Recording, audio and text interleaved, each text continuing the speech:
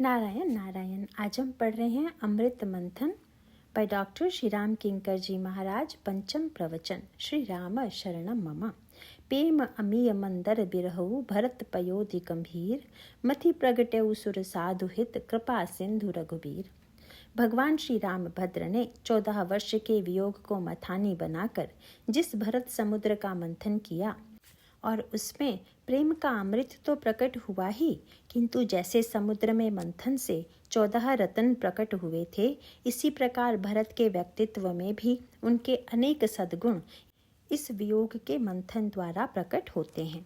श्री भरत के चरित्र में धर्मसार कैसे व्यक्त होता है, इसकी व्याख्या कल परसों आपके सामने की जा रही थी।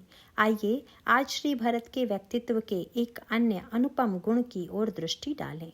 सबसे पहले कैकेयी अम्बा जिस समय श्री भरत को राज्य का प्रलोभन देती हैं, उस समय उनका वैराग्य गुण प्रकट होता है, और जब गुरु वशिष्ठ उनसे राज्य लेने का प्रस्ताव करते हैं, तब उनका दिव्य धर्म सार प्रकट होता है।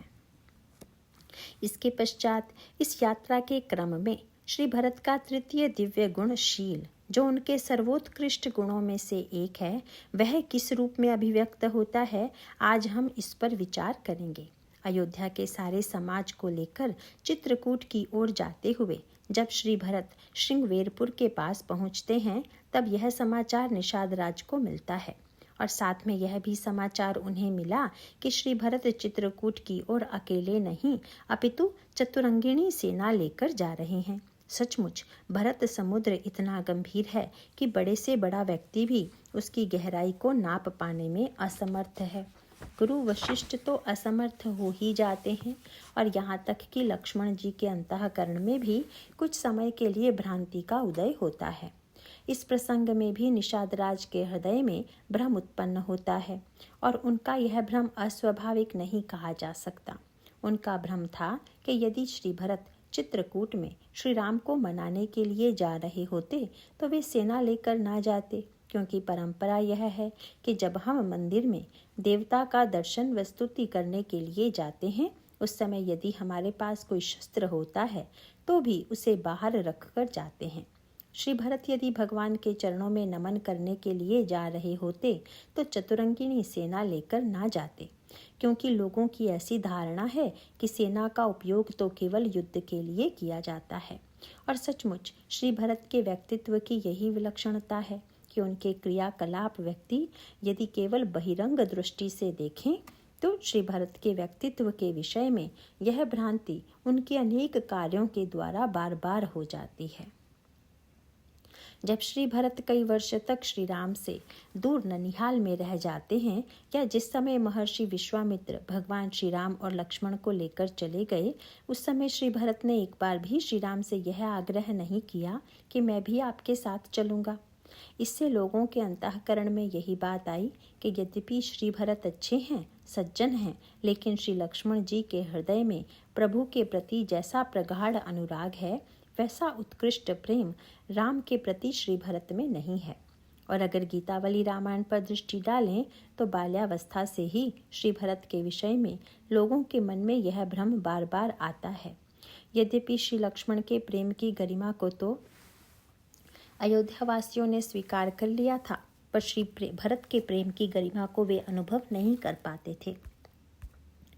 यदि मुझे श्री लक्ष्मण और श्री भरत के व्यक्तित्व की तुलना करनी हो, तो मैं यही कहूँगा कि श्री लक्ष्मण जी का व्यक्तित्व आकाश की तरह है और श्री भरत का व्यक्तित्व समुद्र की तरह।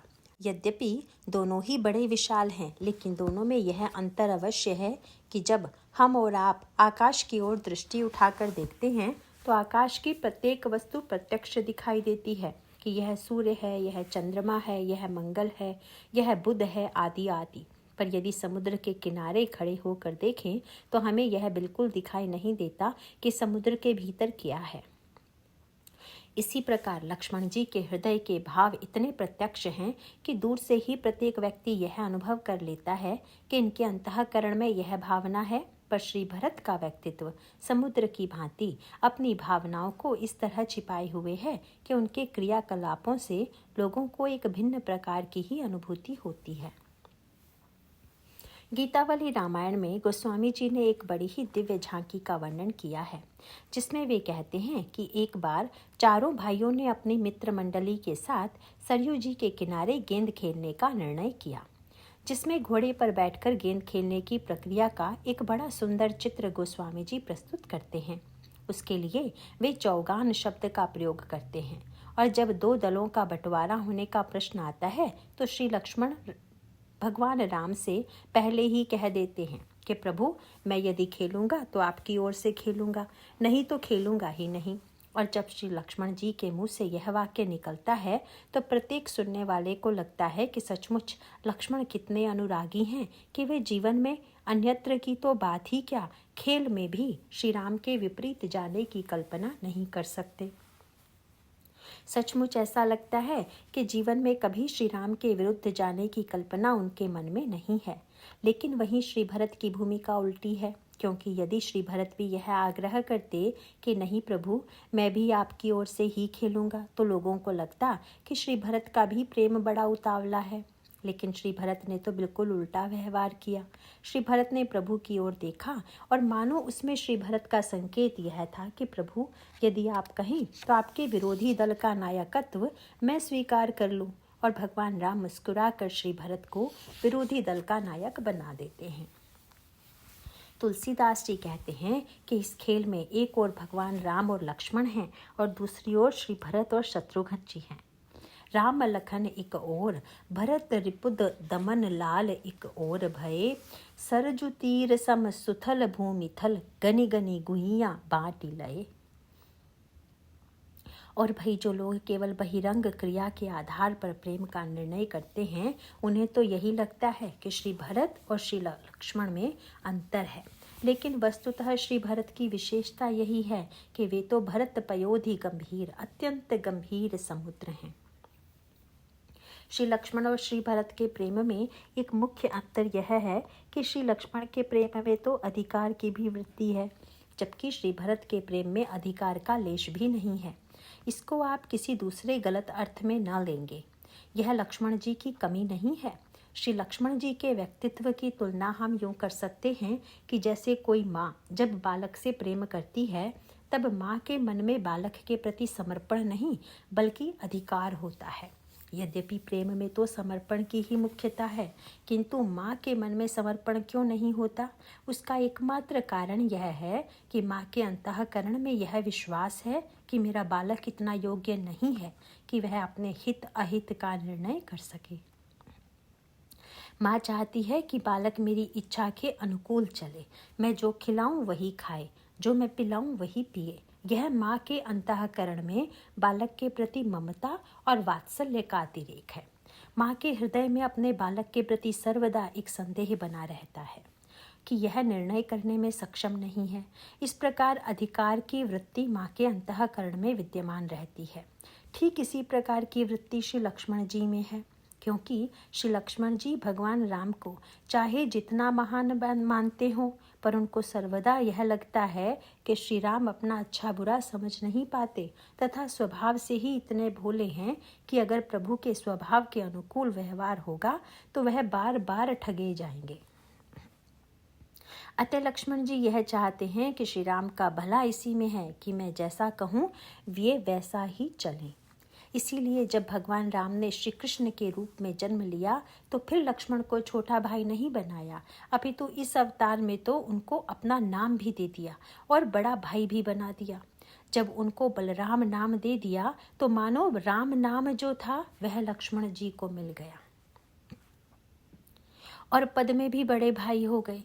प्रभु का तात्पर्य था कि भाई, जब तुम अपनी इच्छा के अनुकूल चलना चाहते हो तो तुम बड़े भाई ही बने रहो। यही ठीक है, क्योंकि तभी तुम्हारे आदेश का मैं पालन कर सकूंगा। श्री लक्ष्मण जी के प्रेम में जो अधिकार की वृत्ति है वह अहंकार जन्य अधिकार नहीं है, अपितु श्री राम के प्रति स्नेह और वात्सल्य के कारण तथा उनके प्रति हित बुद्धि के कारण ही अधिकार की वृत्ति है। इसीलिए भगवान श्री राघवेंद्र ने उस समय तो श्री लक्ष्मण से बड़ा मीठा विनोद किया। जिस समय श्री भरत ने चित्रकूट के आश्रम में प्रवेश करते ही दूर से साष्टांग प्रणाम किया तथा प्रणाम करके कहा कि पाहि नाथ कही पाहि गोसाई, भूतल परेउ लकुट की नाई। पर गोस्वामी जी ने अगला वाक्य बड़ा विलक्षण लिखते हुए कहा, वचन सप्रेम लखन पहचाने। भरत जी के प्रेम भरे शब्दों को लक्ष्मण जी ने पहचाना। इस वाक्य से यह भ्रम होता है कि जब श्री भरत ने प्रणाम किया तो शायद लक्ष्मण जी पास थे तथा भगवान राम दूर, क्योंकि लक्ष्मण जी ने भरत के प्रणाम का स्वर सुना किंतु भगवान राम को उनके प्रणाम का स्वर नहीं सुनाई पड़ा। परंतु बात बिल्कुल उल्टी यह है कि भगवान श्री राम पास थे, श्री लक्ष्मण दूर थे।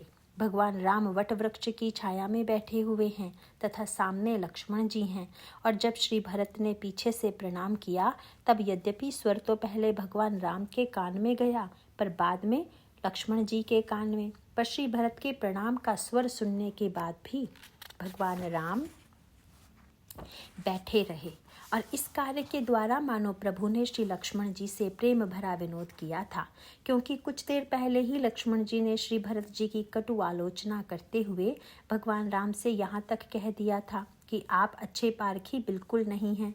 नाथ सुहृद सुठि सरल चित, सील स्नेह निधान, सब पर प्रीति प्रतीति जिय, जानई आप समान।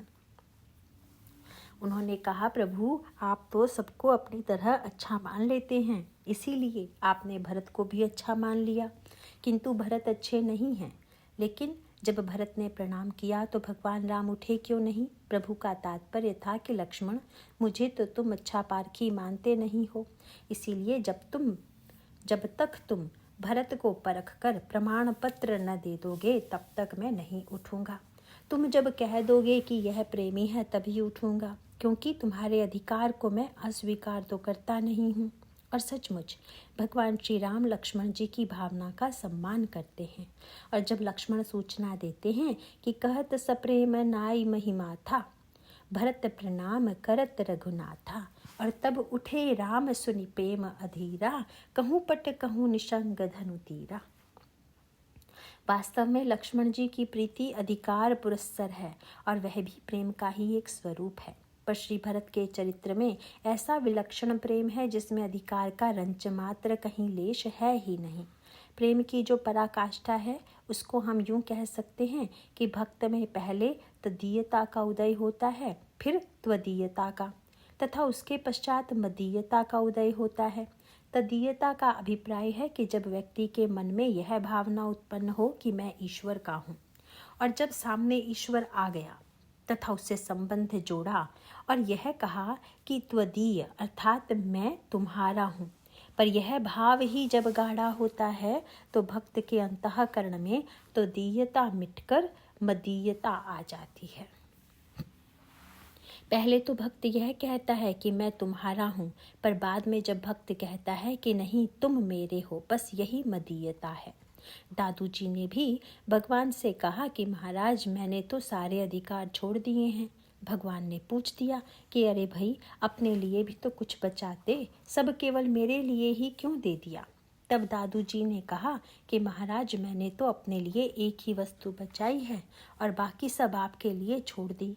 अपने लिए क्या बचाया, इसका स्पष्टीकरण करते हुए उन्होंने कहा कि तन भी तेरा, मन भी तेरा, तेरा पिंड परान, लेकिन सब कुछ तेरा, तू है मेरा, यह दादू का ज्ञान। महाराज सब कुछ तो आपका है लेकिन आप मेरे हैं। और मदीयता की यही वृत्ति तो श्री लक्ष्मण जी में है।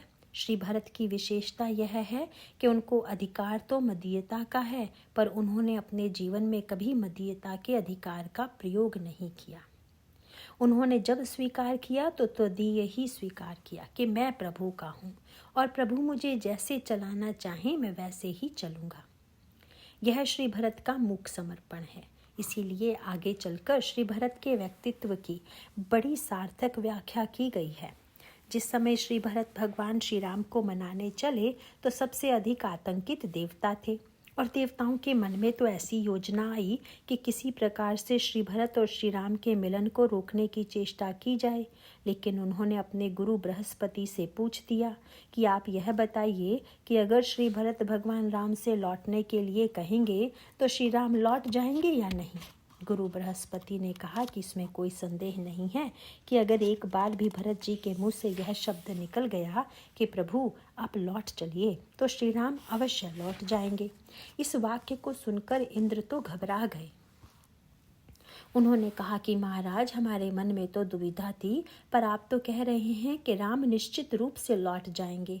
पर इतना जानते हुए भी आप आतंकित नहीं लग रहे हैं। क्या आप यह नहीं सोच रहे हैं कि श्री भरत यदि श्री राम को लौटा कर ले जाएंगे तो देवताओं का सारा कार्य अधूरा रह जाएगा? उस समय बृहस्पति ने हंसकर कहा कि जैसे मैं नहीं डर रहा हूँ, इसी प्रकार तुम भी मत डरो। और तब एक बड़ा सुंदर सूत्र उन्होंने दिया। वे बोले कि तुम यह तो पूछते हो कि भरत श्री राम से कहेंगे तो श्री राम लौटेंगे कि नहीं, पर पहले यह तो सोचो कि श्री भरत श्री राम से लौटने के लिए कहेंगे कि नहीं कहेंगे। बृहस्पति जी ने यह सूत्र दे दिया कि मन थिर करहु देव डरु नाही, भरत ही जानु राम परिछाहि। श्री भरत तो श्री राम की छाया हैं और मैं समझता हूँ कि इससे बढ़कर श्री भरत के व्यक्तित्व की सार्थक व्याख्या नहीं हो सकती। यद्यपि छाया में प्रत्येक क्रिया दिखाई देती है, लेकिन इतना होते हुए भी छाया में न स्वयं अपना मन है, न अपनी बुद्धि है, न अपना चित्त है और न ही अपना अहंकार है। वह तो केवल व्यक्ति के प्रतिबिंब में गतिशील हो रही है। इसी प्रकार श्री भरत ने अपने व्यक्तित्व को श्री राम के व्यक्तित्व की अपनी छाया बना दिया है। उन्होंने तो भगवान श्री राम के अंतर्मन में, बुद्धि में, चित्त में, अहंकार में अपने आप को इतना विलीन कर दिया है कि उनका कोई अलग व्यक्तित्व, कोई अलग विचार, कोई अलग मांग दिखाई ही नहीं देती। और यही श्री भरत के व्यक्तित्व की विशेषता है। इसीलिए खेल में भी श्री भरत को यह लगता है कि अगर मैं आग्रह करूँगा कि मैं भी आपकी ओर से खेलूँगा तो यह तो एक प्रकार से अधिकार की बात हुई। परंतु अगर कोई उनसे पूछे कि श्री लक्ष्मण जी जो ऐसा कर रहे हैं, तो श्री भरत की मान्यता है कि श्री लक्ष्मण जी का प्रेम इतना अधिकारपूर्ण है कि वे ऐसी मांग करें तो ठीक है, पर मेरे लिए तो यह धृष्टता होगी। इसीलिए मैं तो प्रभु का खेल जैसे भी पूरा हो उसी रूप में खेलूंगा। श्री भरत यह मानते हैं कि प्रभु के खेल के लिए किसी न किसी प्रतिद्वंदी नायक की आवश्यकता तो पड़ेगी ही, और अगर मेरे उस पद को स्वीकार करने से प्रभु का खेल पूरा होता है तो इससे बढ़कर मेरी कोई सार्थकता नहीं है। श्री भरत को तो इसमें लाभ भी दिखाई देता है। वे सोचते हैं कि अगर सामने से खेलूंगा तो प्रभु का दर्शन तो होता रहेगा, किंतु साथ में खेलने पर तो शायद मैं प्रभु को देख भी ना पाऊं। इसीलिए चलो इसमें लाभ ही है। किंतु उस खेल में एक बार फिर लोगों को लगा कि श्री लक्ष्मण का प्रेम महान है, श्री भरत का नहीं। जब महर्षि विश्वामित्र श्री राम और लक्ष्मण को लेकर चले गए, तब भी लोगों को लगा कि लक्ष्मण तो श्री राम के बिना नहीं रह सकते, किंतु श्री भरत तो राम के बिना रह सकते हैं। इसीलिए भरत का प्रेम उतना महान नहीं है। आगे चलकर जब ननिहाल से भरत के मामा आए और उन्होंने भरत से ननिहाल चलने के लिए कहा, अगर उस समय लक्ष्मण से कहा होता कि आप चलिए तो वे कह देते, नहीं, मैं तो आपको जानता ही नहीं हूँ कि आप कौन हैं, मैं तो आपके साथ नहीं जाऊँगा। पर श्री भरत तो तुरंत चले गए। इस प्रकार श्री भरत की प्रत्येक क्रिया ऐसी गूढ़ है कि उससे सामने वाले व्यक्ति के मन में भ्रांति उत्पन्न होती है, और यह भ्रांति प्रत्येक पात्र के मन में अंत तक बनी रहती है। ऐसा कोई पात्र नहीं है जिसके मन में भरत जी के विषय में एक बार भ्रांति उत्पन्न ना हुई हो। इसके अपवाद न तो श्री हनुमान जी हैं, न श्री लक्ष्मण जी और न ही गुरु वशिष्ठ हैं। भरत के विषय में अगर किसी के मन में भ्रांति नहीं है तो वह पात्र कौन है? रामायण में वर्णन आता है कि सुनयना जी ने अपने पतिदेव महाराज श्री जनक श्री से कहा कि महाराज आप तो महान तत्वज्ञ हैं, श्री भरत जी के विषय में कुछ सुनाइए। तो महाराज श्री जनक ने कहा, महारानी, मेरी बुद्धि का धर्म में, राजनीति में, वेदांत में बहुत प्रवेश है। धर्म राजनय ब्रह्म विचारु, यहाँ जथामिति मोर प्रचारु। सुनैना जी ने कहा, महाराज तब तो आप और भी बढ़िया भाषण देंगे। किंतु महाराज श्री जनक ने कहा, देवी, सोमति मोरी भरत महिमाही, कह काह छलि छुअत न छाही। इतना होते हुए भी मैं क्या बताऊं। मेरी बुद्धि भरत को तो क्या, भरत की छाया को भी छूने में असमर्थ है। श्री भरत का प्रेम तो रहस्यमय है, उसे मैं नहीं जानता। परंतु जब महारानी ने पूछा कि महाराज, श्री भरत के उस रहस्यमय प्रेम का पता कैसे चले, क्या कोई श्री भरत के विषय में जानने वाला है, उस समय महाराज श्री जनक ने कह दिया कि बस एकमात्र राम ही सही सही श्री भरत को जानते हैं। भरत महा महिमा सुनु रानी, जानहि राम। उस समय बड़े प्रसन्न मन से महारानी सुनैना ने कहा कि तब तो मैं अपने दामाद श्री राम से ही श्री भरत के विषय में पूछ लूंगी। किंतु राजर्षि जनक ने कह दिया कि देवी, वहां भी पूछने मत जाओ, क्योंकि यह तो सही है कि जानहि राम, लेकिन न सकहि बखानी। केवल जानते ही हैं, किंतु वर्णन वे भी नहीं कर सकते। आगे चलकर श्री भरत का क्रियाकलाप देखकर इस भ्रांति के आखेट भगवान श्री राम के प्रिय सखा निषाद राज भी हो जाते हैं। निषाद राज सोचते हैं कि सेना लेकर तो लड़ाई लड़ी जाती है, परंतु श्री भरत सेना लेकर क्यों जा रहे हैं, उनको यह सेना लेकर जाने की क्या आवश्यकता थी। पर श्री भरत का सेना लेकर जाने का तात्पर्य बड़ा अनोखा था। श्री भरत ने कहा कि बनहि देव मुनि राम ही राजू। भगवान राम का राज्याभिषेक चित्रकूट में ही होगा, और जब चित्रकूट में राज्याभिषेक होगा तो छत्र, मुकुट, सिंहासन और सेना आदि सभी वस्तुएं चलनी चाहिए, क्योंकि राज्याभिषेक में राजा के सिंहासन पर बैठने के लिए इन वस्तुओं की आवश्यकता होती है, तथा राजा के सिंहासन पर आसीन होने के पश्चात सेना राजा के प्रति अपनी निष्ठा प्रदर्शित करती है। राजकुल की यह परंपरा है। श्री भरत ने कहा कि राज्याभिषेक की क्रिया चित्रकूट में ही संपन्न होगी और उस समय सेना प्रभु के प्रति अपनी निष्ठा समर्पित करेगी। वस्तुतः श्री भरत इसी भावना से सेना लेकर गए थे, किंतु यहाँ पर यह प्रश्न उठना स्वाभाविक है कि श्री भरत यदि श्री राम को लौटाने जा रहे हैं तो उनको ऐसा सोचना चाहिए था कि अयोध्या में लौटकर जब श्री राम आवेंगे और सिंहासन पर बैठेंगे तभी सेना अपनी निष्ठा समर्पित कर लेगी। इसके लिए इतनी वस्तुओं को लाद कर ले जाने की क्या आवश्यकता थी।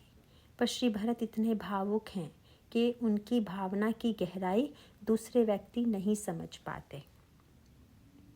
श्री भरत को लगा कि संसार में बहुधा व्यक्ति स्वयं तो छोटा होता है, लेकिन पद पाकर या सिंहासन पाकर वह बड़ा हो जाता है। इसीलिए संसार में पद या सिंहासन पाने की बड़ी व्यग्रता व्यक्ति के मन में पाई जाती है। लेकिन श्री भरत यह जानते हैं कि संसार के लोग तो पद पाकर बड़े होते हैं, पर हमारे भगवान राम तो इतने बड़े हैं कि अयोध्या का सिंहासन पाकर बड़े हों, ऐसी बात तो है ही नहीं, बल्कि सच्चाई तो कुछ और ही है। आगे चलकर वर्णन आता है कि जब राम सिंहासन पर बैठे तब इस प्रसंग को लिखते समय गोस्वामी जी लजा गए। गोस्वामी जी का अभिप्राय है कि जैसे किसी अरबपति से यदि यह कहा जाए कि इनके पास तो हजारों रुपए हैं, तो यह उनकी प्रशंसा है कि निंदा। इसी प्रकार से भुवन अनेक रोम प्रति जासु, यह प्रभुता कछु बहुत न तासु। जिसके एक एक रोम में करोड़ों ब्रह्मांड हों, उसके लिए कहना कि यह अयोध्या का स्वामी बन गया, यह तो वस्तुतः उसकी प्रतिभा को बढ़ाना नहीं अपितु घटाना है। सिंहासन को लेकर चित्रकूट जाने के पीछे श्री भरत की भावना यह थी कि जो व्यक्ति छोटा होता है वह तो पद पाने के लिए पद के पास जाता है, पर हमारे प्रभु तो इतने बड़े हैं कि सिंहासन उन्हें पाकर बड़ा बनेगा। अतः सिंहासन चलकर प्रभु से प्रार्थना करे कि आप मुझ पर बैठ जाइए, मुझे बड़ा बनाइए। इसीलिए प्रभु को सिंहासन के पास नहीं लाना है, बल्कि सिंहासन को ही प्रभु के पास ले जाना है। श्री भरत के भावना के बड़े सूक्ष्म स्तर पर रहते हैं, लेकिन साधारण व्यक्ति जब सोचता है तब उसके मन में यही आता है कि सेना तो लड़ने की वस्तु है। उसका परिणाम यह होता है कि निषाद राज श्री भरत से युद्ध करने की तैयारी करते हैं। निषाद राज के अंतःकरण में कितना उत्साह है, श्री राम के प्रति कितनी प्रीति और कितना त्याग है, यह तो उस प्रसंग में दिखाई देता है जब वह अपने गांव के लोगों को बुलाकर कह देते हैं कि भाई, जिसके घर में जो हथियार है उनको लेकर एकत्र हो जाओ।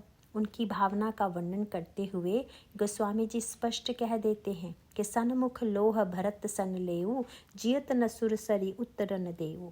समर मरन पुनि सुरसरी तीरा, राम काज छन भंग शरीरा। भरत भाई नृप मैं जन नीचू, बड़े भाग असपाई नीचू। स्वामी काज करिहउ रन रारी, जस धव लयु भुवन दस चारी। तजऊ प्राण रघुनाथ निहोरे, दुहु हाथ मुद मोदक मोरे। इस यात्रा में भगवान श्री राघवेंद्र अयोध्या से चित्रकूट पहले जाते हैं, उसके बाद श्री भरत यात्रा करते हैं और जिन लोगों से भगवान श्री राम का मिलन हुआ था उन्हीं से श्री भरत का भी मिलन होता है। उस प्रसंग को पढ़कर लगता है कि यह क्रम तो उल्टा है, क्योंकि पहले श्री भरत का दर्शन होता है और बाद में भगवान राम का। श्री भरत हैं भक्त तथा भगवान श्री राघवेंद्र हैं ईश्वर। यदि लोगों ने पहले भक्त को पाया होता और बाद में ईश्वर मिला होता तब तो क्रम ठीक होता, लेकिन जब श्री राम की प्राप्ति ही जीवन का सर्वोच्च लक्ष्य है और जब सर्वोच्च लक्ष्य को प्राप्त कर चुके तब उसके पश्चात फिर श्री भरत की यात्रा तो क्रम विरुद्ध हुई। परंतु रामचरितमानस की मान्यता यह है कि श्री राम का दर्शन तो फल है और यद्यपि फल के बाद कुछ नहीं बचता है, लेकिन गोस्वामी जी कहते हैं कि फल के बाद भी एक वस्तु बच जाती है। इसीलिए भरद्वाज जी ने बड़ी मीठी बात कही। उन्होंने कहा, भरत, यद्यपि यह सही बात है कि मैंने जितने भी साधन किए थे उनका एकमात्र फल है श्री राम, लक्ष्मण तथा श्री सीता का दर्शन, लेकिन इतना होते हुए भी आज तुम्हारा दर्शन करने के पश्चात मैं यह कह सकता हूँ कि तेहि फल कर फल दरस तुम्हारा। श्री राम के दर्शनों का फल है तुम्हारा दर्शन। तो भाई, फल का फल क्या होता है? इसका सीधा सा अभिप्राय है कि फल का जो रस है वही फल का फल है। इसका अर्थ है कि ईश्वर की रसानुभूति बिना प्रेम के नहीं होती और श्री भरत मूर्तिमान प्रेम है। महर्षि भरद्वाज का तात्पर्य है कि भरत, तुम्हारे दर्शनों के बाद जितना रस आया उतना तो प्रभु के दर्शन से भी नहीं आया। भगवान श्री राघवेंद्र पहले गए, इसका एक तो सीधा सा अर्थ यह है कि बड़ा आगे आगे जाता है तथा छोटा उसके पीछे पीछे चलता है। तो भगवान राम बड़े भाई हैं और श्री भरत छोटे भाई हैं, इसीलिए बड़ा भाई आगे आगे चला तथा छोटा भाई पीछे से आया। परंतु आप लोगों ने देखा होगा कि यह भी एक परंपरा है कि जब कोई बहुत बड़ा संत महापुरुष आने वाला होता है तब उससे पहले घूम घूम कर प्रचार किया जाता है कि अमुक महापुरुष आ रहे हैं, आप लोग उनके दर्शन करके लाभ लीजिए। इसीलिए भगवान राम से जब किसी ने पूछा कि आप आगे आगे क्यों गए, तो प्रभु ने कहा कि भाई, मैं तो केवल प्रचार करता चल रहा था कि संत पीछे आ रहे हैं। दर्शन तो उनका लाभदायक है, मेरा नहीं। इसीलिए आप देखेंगे कि निषाद राज के व्यक्तित्व के निर्माण में भगवान राम तथा श्री भरत की जो भूमिका है उसका गोस्वामी जी ने बड़ा विलक्षण विश्लेषण किया है। गोस्वामी जी निषाद राज के प्रसंग में जो संकेत प्रस्तुत करते हैं उसमें वे कहते हैं कि निषाद राज गांव के लोगों को एकत्र करके श्री भरत की ओर चल पड़ते हैं। अचानक छींक आती है और तब एक वृद्ध सज्जन यह कहते हैं कि इसका अर्थ है कि आप लोग जो चेष्टा कर रहे हैं वह ठीक नहीं है, श्री भरत से युद्ध नहीं होगा। और तब निषाद राज भी संकोच में पड़ जाते हैं। निषाद राज को याद आ गया कि भगवान राम जब उस रात्रि को श्रृंगवेरपुर में ठहरे हुए थे तो रात्रि भर प्रभु सोए नहीं। भगवान राम निषाद राज से रात्रि भर क्या चर्चा करते रहे, इसका वर्णन करते हुए निषाद राज ने श्री भरत के सामने यह स्वीकार किया कि महाराज, प्रभु तो रात भर आपकी प्रशंसा करते रहे और आज निषाद राज को याद आ गया कि जिन श्री भरत की भगवान राम इतनी प्रशंसा कर रहे थे उनके संबंध में मैंने यह मान लिया कि लड़ने जा रहे हैं। इसमें मेरे समझने में कहीं कोई भूल नहीं है। इसीलिए पहले हम श्री भरत को समझ लें तथा उसके पश्चात भरत से व्यवहार करें। और तब वे श्री भरत से परीक्षा लेने के लिए भेंट की सामग्री लेकर आगे चले। भेंट में उन्होंने मछली ले ली, पक्षी ले लिया तथा कंदमूल फल ले लिए। इस यात्रा में सबसे आगे गुरु वशिष्ठ का रथ था। गुरु वशिष्ठ तथा निषाद एवं श्री भरत, इन तीनों का यहाँ पर गोस्वामी जी ने बड़ा ही तात्विक विश्लेषण प्रस्तुत किया है। निषाद राज ने ज्यों ही गुरु वशिष्ठ को देखा त्यों ही दूर से ही प्रणाम किया। यहाँ पर गोस्वामी जी यह शब्द लिखना नहीं भूले कि कीन्ह दूरि ते दंड प्रणामु। निषाद राज ने गुरु जी को दूर से प्रणाम किया। यह सब लिखने का गोस्वामी जी का उद्देश्य बड़ा गहरा था। और गुरु वशिष्ठ ने जिस समय निषाद राज को प्रणाम करते देखा तो गोस्वामी जी वहाँ पर लिखते हैं, जानी राम प्रिय दीन ही असीसा, भरत ही कहो बुझाई वनीसा। भगवान श्री राघवेंद्र का प्रिय समझकर गुरु वशिष्ठ ने भी निषाद को दूर से आशीर्वाद दिया तथा आशीर्वाद देने के पश्चात श्री भरत को निषाद का परिचय दिया। यहाँ पर गोस्वामी जी यह बतलाना चाहते हैं कि गुरु वशिष्ठ की समस्या क्या है और इस समस्या का समाधान श्री भरत के व्यक्तित्व के द्वारा हमें प्राप्त होता है।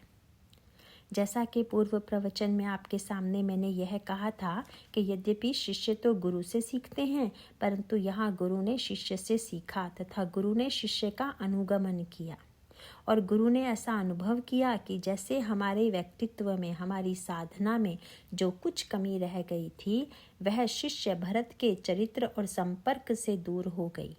गुरु वशिष्ठ की दृष्टि तथा श्री भरत की दृष्टि में अंतर क्या है, आइए हम लोग सबसे पहले इस पर विचार करें।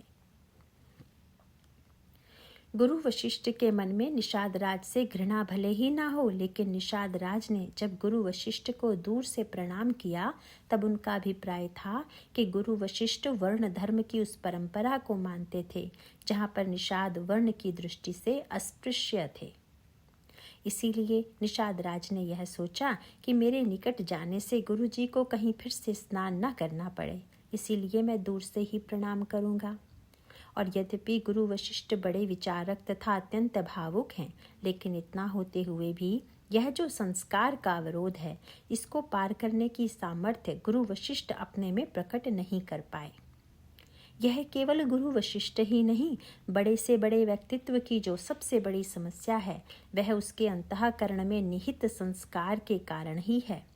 इसे हम यूँ कह सकते हैं कि बहुत सी बातें हम और आप बुद्धि से समझते हैं, वाणी के द्वारा कहते हैं, पर बुद्धि और वाणी से कहते हुए भी जब व्यवहार में उतरते हैं तब हमारा और आपका व्यवहार यह नहीं होता जो हमारी बुद्धि और वाणी स्वीकार करती है।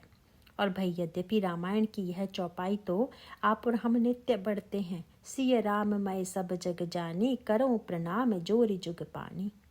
हम बुद्धि के द्वारा यह समझते भी हैं और वाणी से कहते भी हैं कि ईश्वर सर्वव्यापक है, संसार के समस्त प्राणियों में ईश्वर है, लेकिन जब हम व्यवहार में काम करने चलते हैं तब हमारा संस्कार आड़े आता है। तो सबसे पहले इस पर विचार करें कि यह संस्कार शब्द क्या है। संस्कार अपने आप में बहुत अच्छी वस्तु है, क्योंकि संस्कार का तो अभिप्राय है किसी व्यक्ति को शुद्ध करना। इसीलिए हमारे यहाँ हिंदू परंपरा में तो संस्कारों का बड़ा महत्व है, किंतु व्यक्ति के जीवन में संस्कारों का महत्व होते हुए भी संस्कारों से बहुत बड़ा भय भी है। संस्कारों से अधिकांश लोग इतना लाभ नहीं उठा पाते जितना कि संस्कारों के द्वितीय पक्ष से लेते हैं। तो भाई संस्कार का द्वितीय पक्ष क्या है? संस्कार माने स्वच्छता। जैसे वस्त्र साफ कर लिया तो मानो वस्त्र का संस्कार हो गया। वस्त्र को अगर आप स्वच्छ करके पहने तो यह बिल्कुल ठीक है, इसमें बुराई क्या है? लेकिन इसमें भय है। एक भय यह है कि कहीं ऐसा ना हो कि स्वच्छ वस्त्र पहनने के बाद दूसरों की अस्वच्छता से घृणा हो जाए तथा अपनी स्वच्छता का अभिमान न हो जाए। और बहुधा यही होता है कि दो बातें हम लोगों के जीवन में अधिक आती हैं। हाँ भाई, आपका कपड़ा सफ़ेद हो यह तो ठीक है, लेकिन किसी को कीचड़ में गिरे देखकर अगर आप घृणा करेंगे तो उसको निकालेंगे कैसे? निकालेंगे तो तभी जबकि आप अपने अंतःकरण में स्वच्छता को एक सीमा तक ही महत्व देंगे। उस समय यदि आप यह सोचेंगे भले ही मैं स्वच्छ हूँ, लेकिन इस स्वच्छता का सदुपयोग तो यह है कि जो व्यक्ति अस्वच्छता में गिरा हुआ है उसको निकालकर स्वच्छ बनाने की चेष्टा करे। ऐसी स्थिति में तो हमने स्वच्छता का सदुपयोग किया है, किंतु हमारे अंतःकरण में यह भी अभिमान हो जाए कि मैं तो इतना सफ़ेद हूँ, अब इस गंदगी को कैसे छूऊं, तब तो इसका अर्थ हुआ कि हमने स्वच्छता का दुरुपयोग किया और कुछ नहीं। श्रीमद् भागवत में धोबी की जो गाथा, यद्यपि रामचरितमानस में तो वैसी गाथा नहीं है, पर धोबी के माध्यम से श्री कृष्ण चरित्र और श्री राम के चरित्र में जो बात कही गई है, अगर आध्यात्मिक दृष्टि से उस पर विचार करें तो उसका मूल तात्पर्य भी शुद्ध संस्कारों से ही है। यद्यपि रामचरितमानस में तुलसीदास जी ने तो इसे स्वीकार नहीं किया है, परंतु यह कथा बड़ी प्रसिद्ध है कि धोबी के मन में सीता जी के चरित्र के प्रति संदेह उत्पन्न हो जाता है और वह अपना संदेह बड़े मुंहफट की भांति प्रकट भी कर देता है। आध्यात्मिक दृष्टि से इसका अभिप्राय है कि श्री सीता मूर्तिमती आत्मा और भगवान श्री राघवेंद्र साक्षात ईश्वर परमात्मा हैं। राम राज्य का अर्थ है आत्मा और परमात्मा का समग्र मिलन, लेकिन यह धोबी व्यक्ति के अंतःकरण का संस्कार है। और भाई धोबी का काम बड़ा जरूरी है क्योंकि वह कपड़े साफ करता है, लेकिन धोबी अगर इस प्रकार की प्रकृति का बन जाए जैसा कि राम राज्य वाला धोबी बन गया, धोबी को शुद्धि का इतना बड़ा भ्रम हो जाए कि उसे यदि सीता जी की शुद्धता में भी संदेह होने लग जाए, तब तो बड़ी समस्या आ जाएगी। उसने सुन लिया कि सीता जी लंका में थीं। उस समय यदि उसके संस्कार शुद्ध होते तो वह समझ लेता कि जैसे यह आत्मा नाना प्रकार के दुर्गुण दुर्विचारों के बीच में रहकर भी उससे वस्तुतः सर्वथा अछूती है, आत्मा निर्लेप है, ठीक इसी प्रकार सीता लंका में रहकर भी निर्लेप है। परंतु इस व्यक्ति के व्यवहार में तो यह शुद्धि का संस्कार अहंकार की पराकाष्ठा तक पहुंच चुका है। और यह बड़ी सावधानी की बात है, क्योंकि कपड़ा साफ करने की चेष्टा करना तो बहुत बढ़िया बात है, लेकिन यदि धोबी मूर्ख हो जाए तो कपड़े को फाड़ता भी वही है। इसका अर्थ है कि उसे यदि यह लगने लगे कि अभी ठीक सफाई नहीं हुई, अभी कपड़े को और अधिक पटको और अधिक साफ करो, तो उसके द्वारा कपड़े का सर्वनाश भी हो जाएगा। इसका अभिप्राय है कि जब तक समग्र बोध नहीं होता है तब तक मनुष्य के चित्त एवं बुद्धि में निहित संस्कार जागृत होते हैं तथा उसके हृदय में आत्मा की शुद्धता पर संदेह होता है, और तब उस संस्कारजन्य भ्रांति को दूर करने में भगवान राम को समय लगता है। हमारे और आपके जीवन में भी कुछ ना कुछ संस्कार पड़े हुए हैं। उन संस्कारों को दूर करना सरल नहीं है। बुद्धि, वाणी और भाषण में भले ही नहीं, परंतु जब हम व्यवहार में उतरते हैं तब संस्कार से प्रेरित होकर कार्य करते हैं। उस धोबी के लिए भगवान राम और श्री सीता जी को कठिन प्रयत्न करना पड़ा। श्री सीता जी को पुनः तपस्या करनी पड़ी। सचमुच यह संस्कार इतने दुख दे सकते हैं, इतना अनर्थ कर सकते हैं। राम राज्य बनने के बाद यह संस्कार श्री सीता जी पर भी संदेह कर सकता है। यही पवित्रता का अतिरेक है, झूठा अभिमान है, जो धोबी रूपी व्यक्ति के अंतःकरण में हो गया। भगवान कृष्ण के चरित्र में तो और भी व्यंग्यात्मक गाथा आती है। वर्णन आता है कि भगवान कृष्ण मथुरा बुलाए गए और जब वे कंस की सभा की ओर जा रहे थे तो उन्हें कंस का धोबी मिला। यहाँ भगवान की उदारता की पराकाष्ठा है, क्योंकि भगवान को तो ऐसी शुद्ध वस्तु अर्पित करनी चाहिए जो झूठी ना हो।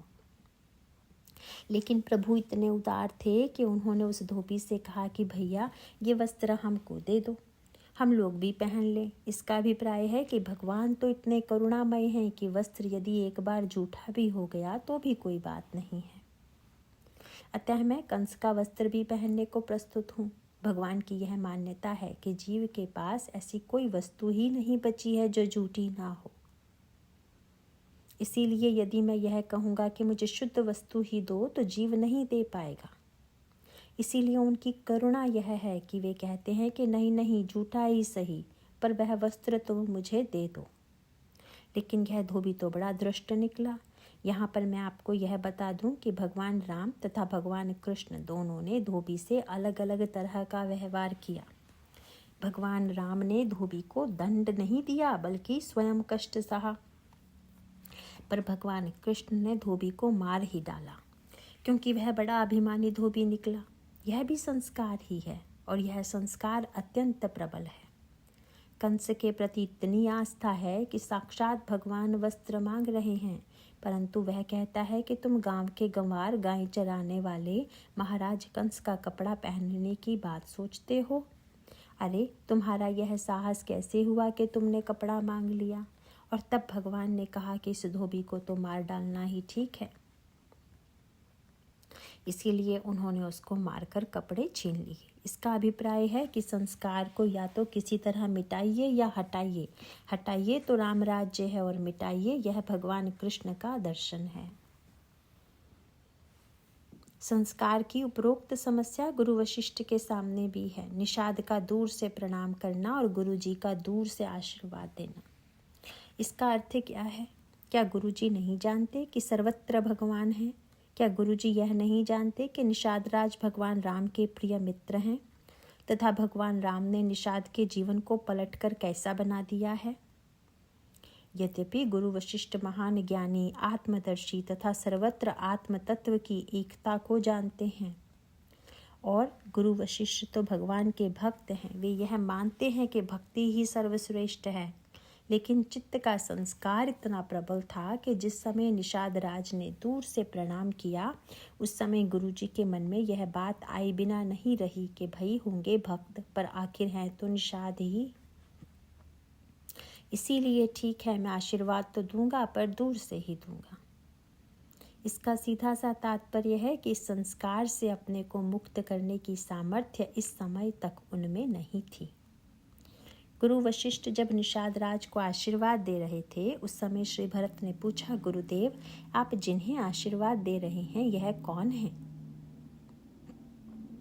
गुरु वशिष्ठ ने कहा, भरत इनका नाम गुह है, ये जाति के निषाद हैं। हाँ, उन्होंने जरूर उदारता की कि इस परिचय के साथ यह भी कह दिया कि ये तुम्हारे राम के मित्र हैं। गुरु जी तो केवल आशीर्वाद देकर ही संतोष कर लेते हैं। यह मानकर बहुत से विद्वान संतोष कर लेते हैं कि भाई ईश्वर की बात ईश्वर जाने, वह हम लोगों के काम की थोड़े ही है। भले ही राम ने मित्र बनाया होगा पर हम इसे थोड़े ही छू सकते हैं। यहाँ पर श्री भरत और गुरु वशिष्ठ दोनों का अंतर प्रकट हो गया। श्री भरत वस्तुतः संस्कारों से ऊपर उठे हुए थे तथा संस्कारों से ऊपर उठने में गुरु वशिष्ठ को भी श्री भरत के व्यक्तित्व और चित्रकूट की यात्रा से सीख मिलती है। इस चित्त में ही संस्कार रहते हैं और यह चित्रकूट चित्तवृत्तियों का प्रतीक है। राम कथा मंदाकिनी चित्रकूट चित चारु, तुलसी सुभग स्नेह बन सिय रघुबीर बिहार। इस चित्त के चित्रकूट में वे श्री भरत से बहुत कुछ सीखते हैं। गुरु वशिष्ठ ने कहा कि यह राम के सखा हैं, लेकिन इतना जानते हुए भी दूर से ही आशीर्वाद दे दिया। इसका अभिप्राय है कि अभी तक गुरुजी शरीर वाले धर्म में ही स्थित हैं। यदि शरीर के धर्म में स्थित न होते तो सोचते कि ये वर्ण तो शरीर से संबंधित है, आत्मा से नहीं, क्योंकि आत्मा तो किसी वर्ण में जन्म लेती ही नहीं। इस प्रकार गुरुजी का जो धर्म था वह अब भी शरीर में बैठा हुआ है, किंतु श्री भरत के धर्म की विशेषता क्या है? इस प्रसंग में श्री भरत का शील तत्व सामने आ गया। जो ही गुरु वशिष्ठ ने कहा कि ये तो राम के सखा हैं, उसके पश्चात उन्होंने यह तो सुना ही नहीं यह कौन सी जाति के हैं, इनका नाम क्या है, बस उनके कान में तो केवल एक शब्द पड़ा, राम सखा। गोस्वामी जी ने कहा कि राम सखा सुनि स्वंदन त्यागा, चले भरत उमगत अनुरागा। बस गुरु वशिष्ठ के द्वारा यह परिचय सुनते ही श्री भरत रथ से कूद पड़े और निषाद की ओर भागे। गुरु जी तो इस दृश्य को देखकर चौंक पड़े। वे तो सोचने लगे कि यह क्या हुआ, यह श्री भरत का व्यवहार कैसा है। और दूसरी ओर श्री भरत रथ से कूदकर निषाद राज के पास गए तथा निषाद राज को कसकर हृदय से लगाया। हृदय से लगाने के पश्चात पूछ दिया कि आप कुशल से तो हैं? निषाद राज ने कहा, महाराज मैं यही कह सकता हूँ कि अब तो कुशल का प्रश्न शेष ही नहीं रह गया। और वहाँ पर निषाद राज ने जो उत्तर दिया वह बड़ा सार्थक है। धर्म की एक व्याख्या तो वह होती है कि जिससे व्यक्ति में पवित्रता के प्रति अभिमान की सृष्टि होती है। और वह व्याख्या चाहे जितनी भी तर्क संगत क्यों ना हो, लेकिन वह व्याख्या व्यक्ति को अभिमानी तथा संस्कारग्रस्त बनाती है। लेकिन भाई धर्म की जो व्याख्या हमारे अंतःकरण में प्रेम उत्पन्न करती है, हमारे अंतःकरण के मिथ्या अभिमान के संस्कार को समाप्त करती है, वस्तुतः वही व्याख्या वास्तविक है। श्री भरत से यदि कोई पूछते कि भाई छोटे का कर्तव्य है कि बड़े को देखकर सवारी का परित्याग करे, किंतु बड़े का तो यह कर्तव्य नहीं है कि वह छोटे को देखकर सवारी छोड़े। जाति की दृष्टि से भी आपसे निषाद नीचे हैं, आप क्षत्रिय हैं, वे निषाद हैं। विद्या की तथा पद की दृष्टि से भी आप बड़े हैं, क्योंकि आप राजा हैं तथा वे एक साधारण से गांव के चौधरी मात्र हैं, परंतु आप उनको देखकर नीचे क्यों उतरे? परंतु भाई श्री भरत की दृष्टि कहाँ पर है? श्री भरत ने कहा कि मैं तो रथ छोड़कर गुरुजी की आज्ञा से ही उतरा हूँ, क्योंकि मैंने जब गुरुजी से पूछा कि यह कौन है, तो गुरुजी ने कह दिया कि ये तुम्हारे प्रभु जी के सखा हैं। लेकिन भाई मैं तो प्रभु का सेवक हूँ, और आप लोग यह जानते ही हैं कि सखा पद तो सेवक से बड़ा होता है। और जब अपने स्वामी के सखा को देखने के बाद भी यदि सेवक सवारी पर बैठा रहे, यह तो वस्तुतः उसकी धृष्टता ही होगी।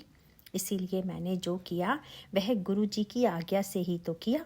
इसी प्रकार गुरुजी अपने धर्म में जो स्वयं व्याख्या नहीं निकाल पाए, उसे चेले ने निकाल लिया।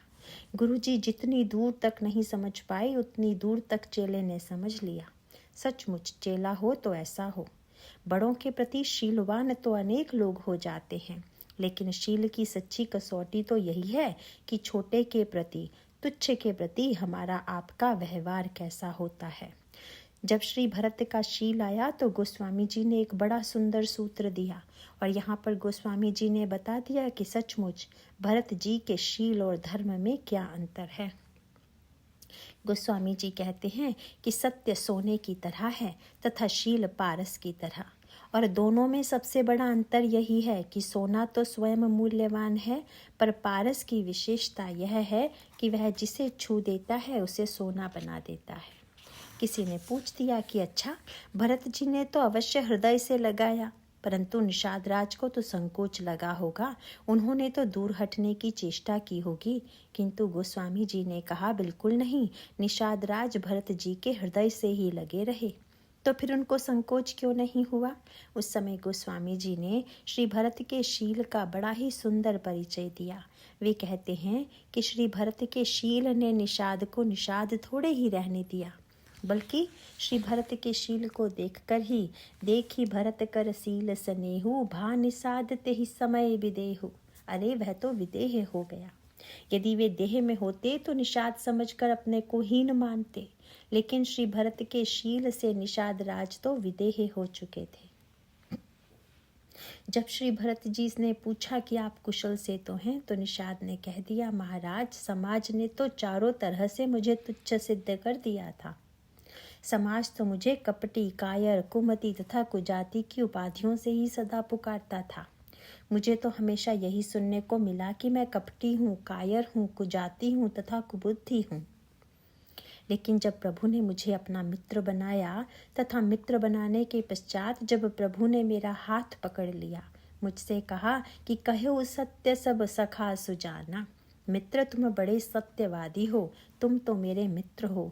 उस समय प्रभु का यह शब्द सुनते ही मेरे हृदय में यह भावना आ गई कि जब साक्षात प्रभु मुझे अपना मित्र कहकर पुकार रहे हैं, तो मैं कपटी कैसे हो सकता हूँ, और कैसे कायर हो सकता हूँ, तथा कैसे कुजाती हो सकता हूँ। और जब प्रभु ने मुझे सुजान शब्द से संबोधित कर दिया, तब मैं समझ गया कि मैं कुमति भी नहीं हूँ। इसीलिए यह सब बातें तो भगवान राम ने मेरी मिटा दी थी, लेकिन महाराज आज तो मुझे इन बातों के मिटने का प्रमाण पत्र मिल गया। निषाद ने कहा कि महाराज आज तो मैं कुशल के संबंध में यही कह सकता हूँ कि कपटी, कायर, कुमति, कुजाति, लोक वेद बाहिर सब भांति, लेकिन राम कीन आपन जब हीते, भयउ भुवन भूषण तब हीते। महाराज, जब मेरे लिए आपको रथ छोड़ना पड़े तो समझ लीजिए कि मैं कितना ऊंचा उठ गया हूँ। बस यह श्री राम और आपके दर्शन का ही फल है। और तब तो अब प्रभु परम अनुग्रह तोरे, सहित कोटि कुल मंगल मोरे। सचमुच श्री भरत के शील ने निषाद को देह धर्म से ऊपर उठाकर विदेह की स्थिति में पहुंचा दिया तथा गुरु जी को भी उसे मानना पड़ा। किंतु गुरु वशिष्ठ की यह महानता है कि उन्होंने चेले से सीखने में संकोच नहीं किया। गोस्वामी जी ने चित्रकूट में इसका मनोवैज्ञानिक संकेत किया है। आगे चलकर वर्णन आता है कि भगवान राम जब श्री भरत जी से मिलकर गुरु जी को भूल गए, तब निषाद राज ने ही गुरु जी की याद राम को दिलाई। अगर कहीं निषाद नहीं होता तो शायद भगवान राम को गुरु जी की याद ही न रहती। वह तो निषाद ने प्रभु से कहा कि नाथ साथ मुनि नाथ के। महाराज, आप तो भरत जी से मिलकर ऐसे डूबे कि यही भूल गए कि गुरु जी भी तो आए हुए हैं। और तब गुरुदेव के आगमन को सुनकर सील सिंधु सुनि गुरु आगमनु, सिय समीप राखे रिपदमनु। भगवान श्री राघवेंद्र श्री सीता जी के समीप शत्रुघ्न को छोड़कर तुरंत गुरु जी की ओर दौड़े। गोस्वामी जी ने लिखा, भगवान राम ने जब गुरु जी को देखा, गुरु ही देखि सानुज अनुरागे, दंड प्रणाम करन प्रभु लागे। गुरु जी को देखकर प्रभु ने दूर से ही साष्टांग प्रणाम किया। यद्यपि प्रभु ने तो आदर प्रकट करने के लिए ही दूर से प्रणाम किया था, पर गुरु जी ने सोचा कि मैंने निषाद को दूर से आशीर्वाद दिया था, कहीं इसलिए तो राम मुझे दूर से प्रणाम नहीं कर रहे। राम कहीं यह तो नहीं सोच रहे कि जब निषाद अस्पृश्य है तो फिर मैं भी तो निषाद का ही मित्र हूँ। और जब आप राम के मित्र निषाद को अस्पृश्य मान रहे हैं तो फिर यहाँ निषाद के नाते राम भी अस्पृश्य हो गए। किंतु उसका परिणाम बड़ा सुंदर हुआ। गोस्वामी जी ने कहा कि श्री राम ने प्रणाम करने के बाद जब निषाद ने पुनः दूर से ही गुरु जी को प्रणाम किया, तब गुरु जी चित्त के चित्रकूट में आकर आज संस्कारों से मुक्त हो गए और आज तो वे दौड़ पड़े निषाद की ओर। तुलसीदास जी ने लिखा कि आज तो राम सखा ऋषि बरबस भेंटा, जनु मही लुठत स्नेह समेटा। रघुपति भगति सुमंगल मूला, नभ सराहि सुर बर सही फूला। एहि सम निपट नीच को नाही, बड़ वशिष्ठ सम को जग माही। लेकिन जेहि लखी लख नहु ते अधिक, मिले मुदित मुनि राव। सो सीतापति भजन को प्रकट प्रताप प्रभाव। सचमुच भरत के शील ने देह धर्म से निषाद को ऊपर उठा दिया। यह शील इस समुद्र मंथन का तृतीय रत्न है। इसके बाद की चर्चा अब कल करेंगे। बोलिए सियावर रामचंद्र की जय।